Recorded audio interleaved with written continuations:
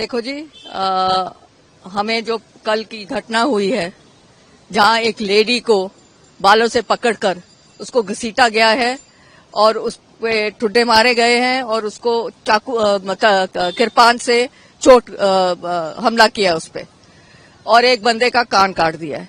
एक बंदा serious hospital में है। और ये सब हुआ जब माइनिंग का ट्रक आ रहा था, टिपर आ रहा था, और इन्होंने रोका क्योंकि वो जो सड़क है वहां से वो निकल नहीं सकते थे, और इन्होंने गाली गलौज शुरू की जो लेडीज बैठी हुई थी वहां। उसके बाद जब सिमरनजोत उधर आए तो उसी टाइम इन्होंने फट के उनके साथ ये किया। तो ये सब हादसा हम गवर्नर साहब को बता के आए हैं, क्योंकि रात इन्होंने एसएचओ को, एसीपी को, सबको अपनी दरख्वास्त दी कि प्लीज एफआईआर करो। सीरियस इंजरीज हुई हैं और कुछ नहीं हुआ अभी तक। तो गवर्नर साहब ने डीजीपी साहब को हमारे सामने फोन किया है कि जो माइनिंग चल रही है उसकी जांच करें और एफआईआर तुरंत करवाएं इन तीनों बंदों पर। अपनी तरफ से जो उनका रिप्लाई आया गवर्नर साहब से, हम उससे खुश हैं। हम तो, उन्होंने एकदम हमारे सामने फोन किया है और हम अब यहां से लुधियाना जा रहे हैं।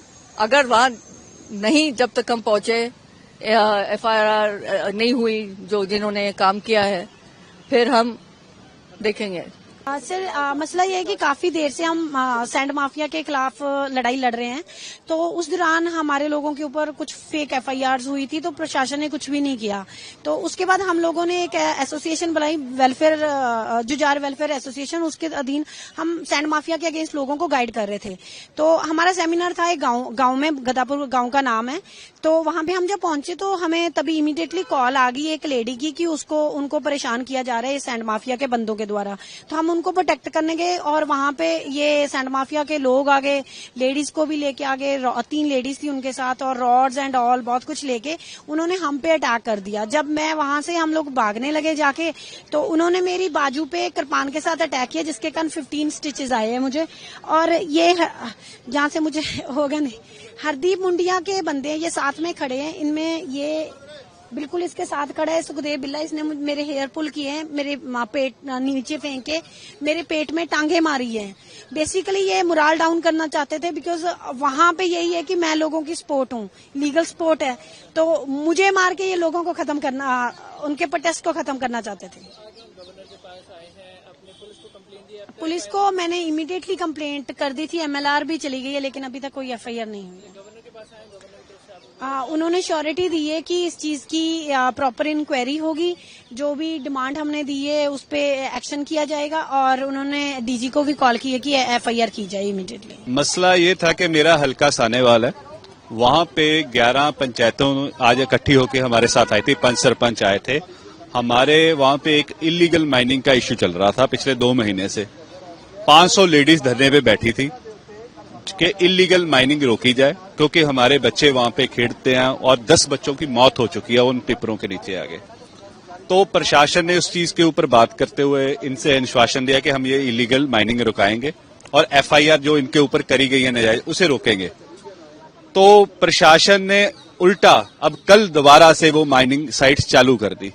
माइनिंग साइट्स चालू करने के बाद हमला किया गांव वालों के ऊपर, जिसमें 3 लोग इंजर्ड हुए हैं।